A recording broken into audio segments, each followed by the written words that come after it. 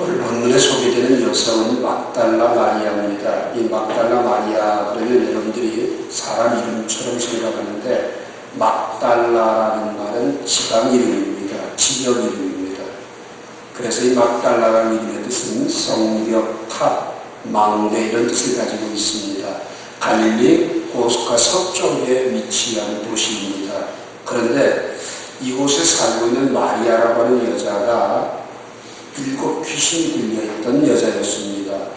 마리아를 소설이라든지 영화에서는 막달라 마리아 그러면 창녀로 표현하는데 그건 성경에 전혀 없는 표현입니다. 이 막달라 마리아는 7 귀신이 들려서 남들의 도움이 없이는 살지 못하고 남들에게 피해를 주고 아픔을 주고 괴로움을 주고 그리고 여러분과 제가 꼭 기억해서 7이라고 하는 숫자 그러면 귀신이 7개가 붙은 게 아니고 유대인들에게 7이라는 개념은 완전 숫자이기 때문에 망가질 대로 망가진 사람 이렇게 여러분들이 이해를 하시면 되겠습니다. 귀신이 들려서 인생의 쫙 밑바닥에서 고통당하며 괴로워하는 여인이었다. 이 망가졌다라는 말을 한문으로 이렇게 풀이라는 걸 보니까 막달라 마리아의 변화가 너무 흡사하다는 느낌이 들어서 소개를 한다면 첫째는 요한복음 8장 44절에 있는 말씀처럼 사탄에게 붙들림 받았다가 그 가면을 벗어버리는 단계고요. 그 다음 2번째 단계에서는 믿음의 주요 온전케 하시는 이인 예수님을 바라보는 히브리서 12장 2절의 단계고요. 조금 더 나가면 그에게서 가능성을 모셔서 에베소 2장 1절부터 10절 말씀까지 허물 가지고 죽었던 사람을 살리신 예수님 그리고 그를 만들어 가시는 하나님의 아름다운 모습을 우리는 발견하게 됩니다. 원래 막달라 마리아라는 사람은 예수님을 만나서 정말 많은 변화가 일어나는데 오늘 여러분과 제가 이 막달라 마리아처럼 주님을 만났다면 여러분과 제게도 이런 변화가 반드시 일어나야만 하고 있어야만 된다는 겁니다. 막달라 마리아는 어떤 변화를 우리에게 보여주고 있는지 한번 생각해 보면서 주시는 은혜를 나누려고 합니다. 제일 첫 번째는 1절 말씀 보게 되면 그 후에 예수께서 각 성과 마을에 돌아다니시며 하나님의 나라를 선포하시며 그 복음을 전하실세 12제자가 함께하였다. 한번 따라할까요? 함께하였다. 2절에서 막달라 마리아를 소개하고 3절에 가게 되면 또 뭐라고 하냐? 헤롯의 청지기 부사의 아내 요한나와 수산나와 다른 여러 여자가 함께하여 1절에서도 함께하였고 3절에서도 함께하여 이게 반복적으로 사용이 되지요. 이 말은 뭐냐? 7 귀신이 들렸을 때는요 혼자 외롭고 처절하고 비참하게 살았는데 예수님을 만나고 나서 그의 삶은 혼자 사는 삶이 아니라 함께 사는 삶, 더불어 사는 삶이 되었다는 겁니다. 오늘 여러분과 제가 복음을 받아들이고 예수님을 만나고 나면 절대로 혼자 안 살아요. 함께 살지. 성경은 서로라는 말을 얼마나 많이 합니까? 서로 격려하며 서로 사랑하며 서로 세우며 서로 붙들어주며 신앙생활을 하는 삶의 모습 가운데서 주님을 만나고 나면 나 혼자 홀로 믿음 생활하는 게 아니라 다른 사람과 더불어 함께 믿음 생활을 한다고 하는 사실입니다. 오늘 여러분과 제가 성경 속에서 보게 되면 사도행전 1장 4절에 보면 초대교회가 처음 모여지기 시작할 때도 사도와 함께 모이사 그들에게 분노하여 이르시되 예루살렘을 떠나지 말고 내게서 들은 바 아버지의 약속한 것을 기다리라 이렇게 말씀을 하고 있어요. 그리고 사도행전 1장 14절에 보면 오로지 마음을 같이하여 기도하기를 전혀 힘썼다라고 기록을 하고 있고요. 사도행전 2장 43절 이하에 보게 되면 믿는 사람들이 다 함께 있어 서로 물건을 통용하고 또 재산과 소유를 보라 각 사람 필요를 따라 나누어주며 날마다 마음을 같이하여 성전에 모이기를 힘썼다 이렇게 얘기를 합니다. 그뿐만 아니라 로마서 12장 15절에 보게 되면 즐거워하는 자와 함께 즐거워하고 우는 자와 함께 울라. 초대교회는 애환도 기쁨도 함께 나누는 그 함께 나누는 삶을 얼마나 많이 강조했는지 몰라요. 고린도서 10장 26절에서는 지체의 한 부분으로 표현하면서 지체의 한 부분이 고통을 당하게 되면 온몸이 함께 고통을 당하고, 지체의 한 부분이 영광을 얻게 되면 온몸이 영광을 얻게 된다고 말씀을 하고 있습니다. 여러분, 베드로전서 1장 1절에 보면 사도 베드로가 흩어진 나라에, 초대교회 흩어진 성도들에게 편지를 보내면서 갑바도기아라는 지명을 말을 하고 있어요. 그 갑바도기아는 지금 터키인데요. 여러분들이 할 수 있다면 터키 여행은 꼭 한번 가시라고 하고 싶은 게, 거기 가면 초대교회 모습들의 흔적들을 참 많이 발견하게 됩니다. 특별히 갑바도기아라는 데 가면 카타곤이라는 곳이 굉장히 많은데 그 중에 한 곳을 꼭 가게 됩니다.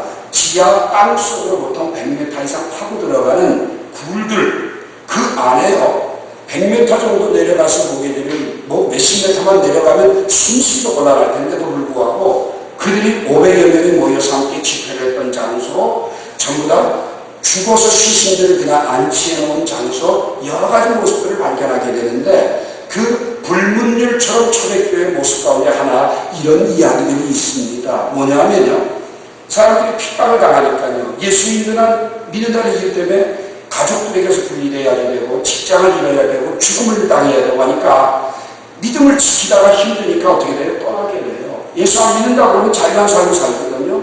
그러니까 함께 있던 공동체 가운데 한 형제가 떠나게 되면 송별식을 한다고 해요. 그들에게 송별식을 할 때 꼭 하는 게 뭐냐, 모닥불 피워 캠프파이어를 합니다. 그 캠프파이어를 할 때 우리는 굉장히 분위기 잡고 노래 부르더라고 캠프파이어를 하는데, 거기는 굉장히 의미심장한 캠프파이어가 이루어집니다. 이게 막대기를 놓고 불을 지피다가 이제 송별식을 이제 하게 될 때에 그 중에 막대기 하나를 리더가 딱 끄집어냅니다. 그럼 어떻게 돼요? 이건 하다가 잘 하던 나무도 불이 꺼져가게 되잖아요. 당신은 오늘 이 자리에 떠나는 것은 마치 이 나무와 똑같습니다. 그리고 이 불이 꺼져서 식어지게 되면요, 그 형제에게 주면서 당신은 여기 떠날 때 이거를 가지고 가십시오. 그러나 언제나 당신이 다시 불 붙기를 원한다면 돌아오시고 우리는 기도하고 있겠습니다. 참 여러분, 그게 아무것도 아닌 것 같지만 아무것도 아닌 나무 막대기일지라도 함께 모이면 큰 불을 이룰 수 있지만요, 개체적으로 따로따로 하게 되면 아무런 힘을 발휘하지 못하는 것처럼 우리가 복음을 받아들이고 예수님을 만나고 나면 함께하는 것, 이게 너무나도 소중하고 중요하다고 말입니다. 여러분들 신앙생활 하면서도 파송교회 뭐 부담스러워, 그냥 나는 좀 내버려둬요, 이러고 주일 예배 한 번 정도 명맥을 이어가는 분들이 계신다면요, 여러분 절대로 복음을 받아들인 사람이라면 그렇게 신앙생활하면 안 됩니다. 모여서 서로 함께 웃고 함께 울고 함께 나누는 것, 이것이 얼마나 소중하고 귀중한 일인지 모릅니다. 우리의 신앙생활 속에서 여러분과 제가 그런 삶을 잘 살아갈 수 있게 되기를 주님의 이름으로 축원합니다. 유명한 작가인 필립 얀시는 이런 책을 썼어요. 나의 고민, 나의 사랑, 나의 교회. 사실 교회를 다닌다라고 하는 신앙생활을 하다 보면 사람들로 인해서 상처도 받게 되고 원치 않는 아픔도 겪게 되고 내 자신부터 불완전한 죄인이다 보니까 나 때문에 다른 사람이 상처를 받는 게 훨씬 더 많지 내가 다른 사람 때문에 상처받는 게 많지는 않습니다. 그런데 그 사실을 토로하면서 어떤 이야기를 하느냐, 여러분 어머니라고 하는 존재가 늘 그립지요, 그죠? 근데 그 어머니라는 존재가 늘 여러분들에게 따뜻하고 정감있게 잘해주냐, 그건 아니거든요. 때로는 욕도 하고 야단도 치고 꼴도 보기 싫다고 그러고 상처도 주고 아픔도 주거든요. 그래도 엄마는 그립잖아요, 그죠? 왜 그래요? 그 이유가 도대체 뭐예요? 어머니의 사랑이 아닙니까, 여러분?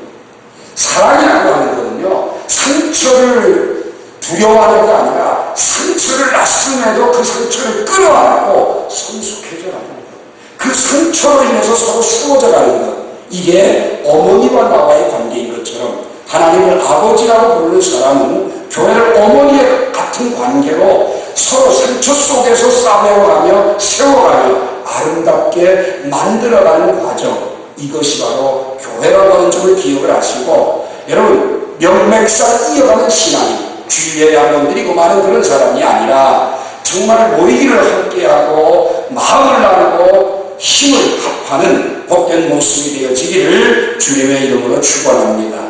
두 번째로 오늘 막달라 마리아가 예수님을 만난 뒤에 3절에 보니까 헤롯의 총지 구사의 아내 요한나와 수산나와 다른 여러 여자가 함께하여 자기들의 소유로 그들을 섬기더라 이렇게 말씀하고 있어요. 오늘 2절 말씀을 보게 되면 막달라인 마리아가 리더예요. 여자들 중에서는 리더가 되어져서 그 다음에 헤롯의 청지기 같은 상당한 권력자거든요. 부사의 아내, 이 사람은 굉장한 권력을 가지고 돈도 있었던 사람입니다. 요한나는. 그리고 수산나 다른 여자들이 여럿이 함께 해서 자기들의 소유로 누구를 섬겼느냐? 예수님과 그 제자들을 섬겼다라고 말씀을 해요. 한번 여러분 생각해 보세요. 1급 귀신이 들려서 인생의 폐인이 되었던 마리아가 지금은 남들의 도움이 없이는 살 수 없던 마리아가 남들에게 정말 따돌림을 당하고 불쌍히 살아가던 그 마리아가 지금은 거꾸로 자기가 가지고 있는 모든 것들을 가지고 다른 사람들에게 여러분 어떻게 헤롯의 청지기 요한나보다 리더가 될 수 있었겠어요? 여기에서 결코 소유를 가지고 리더가 됐던 건 아니라는 사실 여러분과 저는 발견하게 됩니다. 그런데도 불구하고 리더가 되어져서 여러 여성들과 함께 주님을 섬기는 대열에 봉사하고 있는, 헌신하고 있는 모습을 여러분과 저는 발견하게 됩니다. 제가 아까 2부 예배에도 그런 얘기를 했어요. 막달라. 아무나 보면 막 달라고 하는 막달라가 아니라 이제는 거꾸로 막 주는 마리아가 되었다. 여러분, 이게 예수님 만난 결과예요. 마태복음 6장 21절에 보면 내 보물이 있는 그곳에 내 마음도 있느니라 그러셨거든요. 오늘 여러분과 제가 막달라 마리아는 자기 자신의 물질을 하나님의 나라를 위해 사용하는 것에 대해서 아낌없이 앞장서고 있다라고 하는 이 사실은 분명히 마리아의 마음이 하나님의 나라에 있다는 사실을 우리에게 보여주는 단적인 증거가 되고 마가복음 10장 43절에 보면 섬기는 자의 모습이 무언가를 우리에게 모델로 보여주고 있다는 거지요. 마가복음 10장 45절에서도요 예수님 어떤 말씀을 하시냐면 내가 온 것은 섬김을 받기 위함이 아니라 도리어 섬기려 하고 자기 목숨을 많은 사람의 대성물로 주려 함이라. 주기 위해 오셨던 예수님, 그분을 만나고 뒤따라가는 사람들마다 다 어떻게 하더라? 자기들의 소유로 하나님의 나라를 섬기는 복된 모습이 되었다라는 하는 사실을 기억하시기 바랍니다. 지난주에 제가 록펠로의 이야기를 여러분들에게 말씀을 드렸어요. 록펠로라고 하는 사람은 정말 돈 버는 일이라면 싼 방법 가리지 않고 돈을 벌었는데 그가 58년의 생애 동안에 돈은 벌었지만 온몸 병으로 죽게 되었어요. 그런데 그 죽음의 인생 속에서 다시금 예수님을 만나고 그의 삶은 죽은 삶으로 바뀌어졌어요. 그래서 참 더럽고 추악하게 돈을 벌어서 나머지 남은 인생의 세계를 멋지게 살아갔던 사람이 록펠로입니다. 그래서 그는 10에 3조를 드렸다 이렇게 기록을 남기고 있고요. 그로 말미암아 시카고 대학을 비롯하여서 많은 대학들이 세워지고 교회만 해도 무려 1859개가 세워지는 거장의 모습으로 그는 지금까지 많은 사람들에게 존경을 받고 있지요. 뉴욕에 가면 록펠러 재단이라고 하는 게 얼마나 많은 사람들에게 명성 있는 위치로 활약하고 있는지를 발견하게 됩니다. 오늘 유명한 종교개혁자인 요한 웨슬리, 존 웨슬리는요, 호주머니가 회개하지 않은 사람은 정말 회심한 사람이 아니다라고 하는 유명한 말을 남겼습니다. 그래요. 여러분, 우리가 정말 주님을 만나서 회개하고 돌이켰다. 그러면 호주머니부터 회개가 돼야죠. 제가 24년 일요일을 섬기면서 세례를 저희 교회 거의 다 교회 안에서 행하고 해변이나 바닷가 가서 행한 적이 별로 없어요. 근데 필리핀이나 태국 같은 데 가게 되면 전부 다 세례를 바닷가에서 많이 합니다. 그리고 저희도 딱 한 번, 지금껏 한 번 바닷가에 세례를 했던 기억이 있는데 한 번 그 세례식에 이런 추억이 있어요. 이제 보편적으로 속옷 차림에 위에 가운 하나를 걸치고 세례를 받으러 물속에 들어가는데 한 청년이 물속에 그만 들어와서 반 정도, 배꼽 정도 이게 찼거든요. 갑자기 하는 말이 저 세례 안 하고 나가겠대요. 왜? 그 말이 자기 지갑을 그냥 넣고 들어왔다는 거예요. 이미 지갑과 핸드폰은 물속에 다 잠겨졌는데 벌써 이미 망가졌는데 그러면서 아리아고 잡아서 세례를 제가 줬던 기억이 생생하게 납니다. 그 청년의 세례 받으려고 하는 모습을 보면서 우리들의 모습을 한번 연상을 해봐요. 주님을 믿고 따른다. 그리스도 함께 십자가에 못 박히고 그리스도의 부활과 함께 다시 새 사람으로 살겠다라고 하면서도 지갑, 돈, 그런 본색이 나오게 되고 내 소유, 내 가진 것 이러면 주님께 등 돌리는 마태복음 1장 24절에 보면 한 사람이 두 주인을 섬길 수 없나니 이것이 주라면 저것이 경하고 저것이 주라면 이것이 경하나니 하나님과 재물은 겸하여 섬길 수 없다. 오늘 여러분과 제가 적어도 하나님 앞에 내 모든 소유가 그분께 넘겨졌다라고 한다면 적어도 그분의 소유권을 인정하는 10의 1조 생활을 우리들이 바르게 할 수 있고 또 더 나아가서 정말 입으로만 주여 주여 하지 말고 하나님의 뜻대로 순종하는 삶을 통하여서 하나님의 나라가 확장되어 가는 막달라 마리아와 같은 은혜가 있기를 주님의 이름으로 축원합니다. 자, 마지막 세 번째로 1절과 2절 다 같이 한번 읽도록 하겠습니다. 그 후에 예수께서 각성과 마을에 두루다니시며 하나님의 나라를 선포하시며 그 복음을 전하실세 12제자와 함께하였고 또한 악귀를 쫓아내신다. 병고침을 받은 어떤 여자들 곧 7 귀신이 나간 자 막달라인이라는 마리아와 자 여러분 여기에서 보면 막달라 마리아는 가장 먼저 예수님을 만난 뒤에 그들과 함께하는 더불어 살아가는 삶으로 헌신을 했고 자기의 소유를 가지고 물질적인 지원을 아끼지 않은 헌신을 하는 것으로 끝난 게 아니고 오늘 보는 말씀을 보게 되면 이들은 한 걸음 더 나가서 두루 다니며 복음을 전하는 현장에서 막달라 마리아가 함께 했다라고 하는 사실을 우리는 찾아볼 수 있게 됩니다. 오늘 여러분과 제가 읽은 성경에는 1절, 2절, 3절이 이렇게 나열되어 있지만 이 신약 성경을 기록한 헬라어 원어 성경을 보게 되면 1절, 2절, 3절이 통으로 묶어져 있어요. 한 문장으로 되어 있습니다. 한 문장으로 되어 있고 이 한 문장 가운데서 가장 주된 동사, 주동사는 뭐냐? 두루 다니며라는 단어입니다. 두루 다니시며 두루 왜 다녀야 된다는 거죠?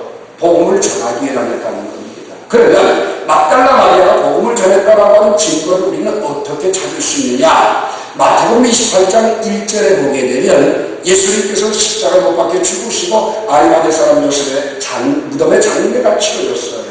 안식 후 첫날입니다. 이제 그들은 어디든 갈 수 있는 시간이 되자마자 새벽 5일의 민경에 예수님의 무덤을 찾아갑니다.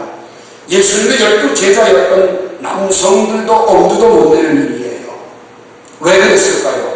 여러분 7 귀신에 놓여 자유함을 얻었던 그 은혜와 감격을 생각하고 주님의 사랑을 받은 것을 생각한다면 시신이라도 가서 봐야 되겠다라는 갈급함을 가지고 막달라 마리아는 예수님의 무덤에 갔을 거예요. 가자. 천사들이 뭐라고 합니까? 천사가 제일 먼저 들려주는 말씀이 뭡니까? 그에게 들려준 말씀, 그가 여기 계시지 않고 전에 말씀하시던 대로 살아나셨느니라. 여러분, 그가 무덤에 계시지 않고 말씀대로 살아났다고 하는 부활의 가장 첫 소식을 누가 들었느냐? 막달라인 마리아가 들었습니다. 부활의 가장 기쁜 소식을 접한 사람이 누구냐? 막달라 마리아입니다. 그 부활의 소식을 듣자마자 어떻게 되냐? 8절에 보게 되면 무서움과 큰 기쁨으로 무덤을 떠나 제자들에게 알리려고 반지하였어요. 부활의 기쁜 소식을 전해주기 위해서 제자들에게 가장 먼저 달려간 사람이 누구냐? 막달라 마리아입니다. 자 여러분, 이 막달라 마리아에게 부활의 기쁜 소식을 얻자마자 그는 다른 사람들에게 전해주기 위한 복음을 전해주기 위한 사람으로 달려가고 있음을 보게 됩니다.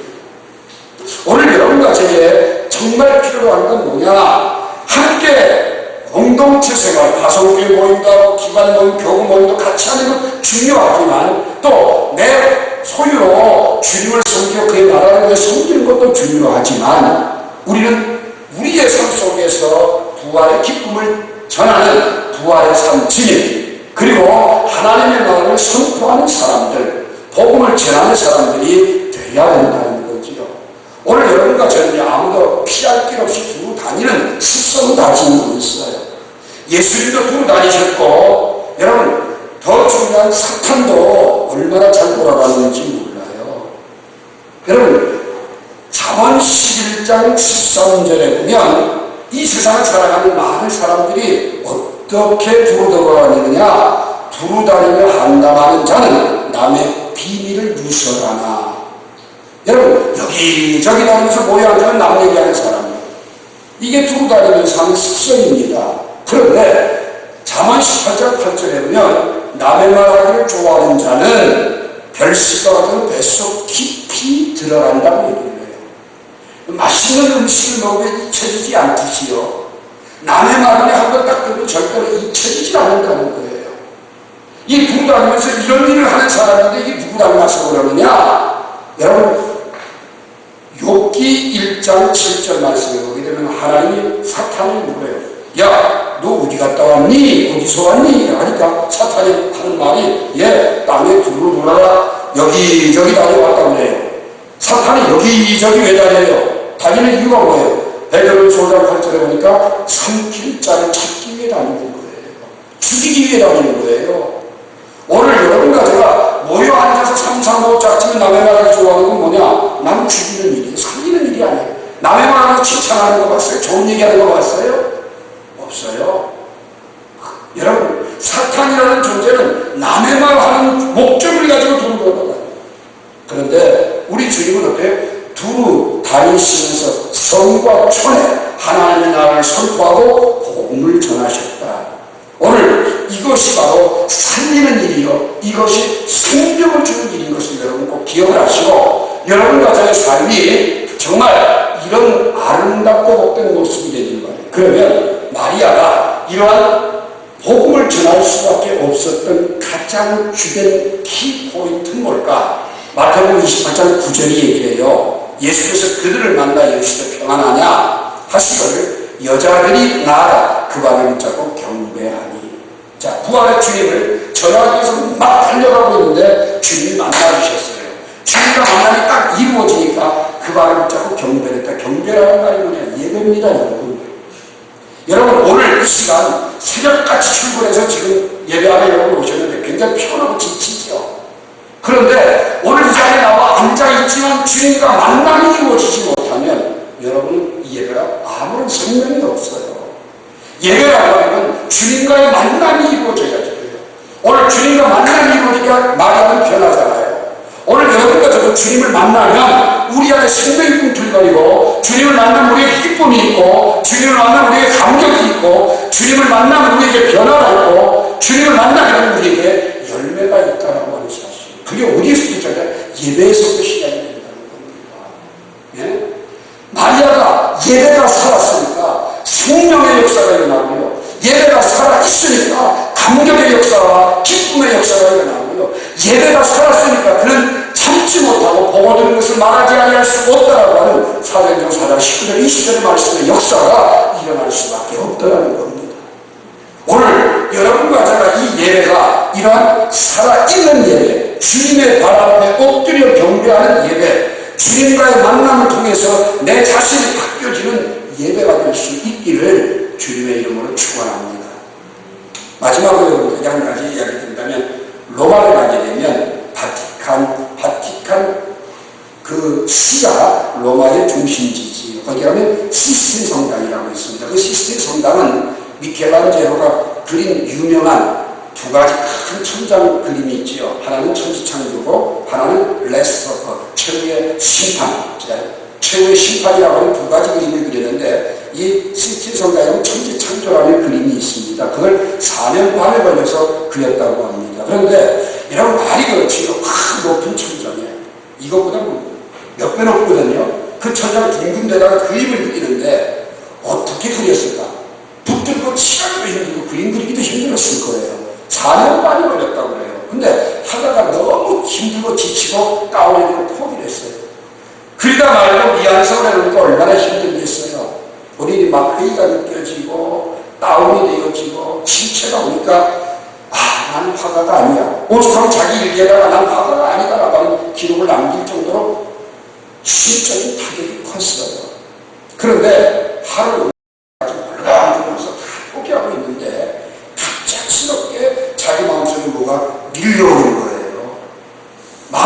오게 되니까 일어나서 찬양을 했어요.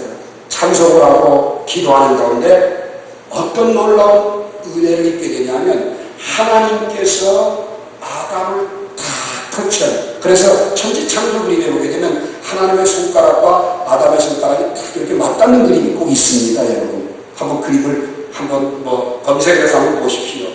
그 만남, 터치라는 게 얼마나 소중한가. 그거를 깨닫고서 그가 그 찬양 속에 드렸던 고백이 뭐냐, 하나님이 살아계시고 이 자리에 계신데 내가 몰라서 다운이 되었고 침체가 되었고 원망하고 불평하고 있었구나. 거기서 책임을 얻어서 그 천지창조라고 하는 그림을 마무리를 했다고 합니다.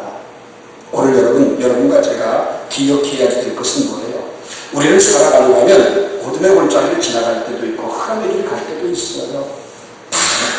지쳐서 이제 포기하고 이제는 그만두자, 끝이다, 이럴 때도 있어요. 그러나 거기에서 일어설 수 있는 건 뭐냐? 그분과 나와의 만남이에요. 예배입니다. 예배에서 큰 건 힘을 얻게 되면 사명자로 바뀌어질 수 있고요, 증인으로 바뀌어질 수 있고, 남들에게 유익을 주는 사람으로 바뀌어질 수 있고, 섬기는 사람으로 바뀌어질 수 있어요. 오늘 말씀을 결론 내릴게요. 막달라 마리아, 그는 7 귀신이 들려 남들보다 참 참혹한 삶을 살았고요, 남들에게 해만 끼치고 살았고 피해만 주고 살았어요. 그런데 이런 인생이 주님을 만나고 나니까 완전히 180도 변화가 되는 거예요. 가장 먼저는 혼자 있는 게 아니라 다른 사람과 더불어 함께하는 사람으로 바뀌어졌고요. 그뿐만 아니라 그의 삶에서는 자기밖에 모르는 삶에서 이제는 자기의 소유로 남들을 섬길 수 있는, 그것도 많은 사람들의 리더가 되어서 앞장서서 그런 사역들을 해내는 사람으로 바뀌어졌고요. 한 걸음 더 나가서 그는 두루 다니며 예수의 부활을 전하는 증인된 삶을 살게 되었다라고 하는 사실이죠. 오늘 여러분의 삶은 어떻습니까? 힘들고 지치고 피곤해서 귀찮아, 다 귀찮아, 이런 모습은 아닌지요. 오늘 여러분의 그런 마음속에 주님과의 만남이 이루어지는 예배를 통하여 쓰임을 얻으시고 주님 앞에 아름답고 복되게 쓰임받는 믿음의 사람들이 다 되시기를 주님의 이름으로 축원합니다. 기도하겠습니다. 살아계신 하나님 은혜와 사랑을 감사합니다. 오늘 이 시간에도 주신 귀한 말씀을 기억합니다. 막달라 마리아, 그는 정말 7 귀신이 들려서 망가질 대로 망가진 인생이었지만 그가 예수님을 만나 다른 사람들과 더불어 함께하며 모든 사람들 가운데 리더로서 앞장서서 섬기며 또한 두루다니며 예수의 복음을 전하는 증인이 되어졌던 것처럼 오늘 저희들도 주님과의 만남을 통하여서 내 인생이 바뀌어지고 생명력이 있고 많은 사람들에게 기쁨을 주고 생명을 줄 수 있는 아름다운 삶을 살게 하여 주시옵소서. 이 시간에도 하나님 막달라 마리아처럼 진정 주님과의 만남을 통하여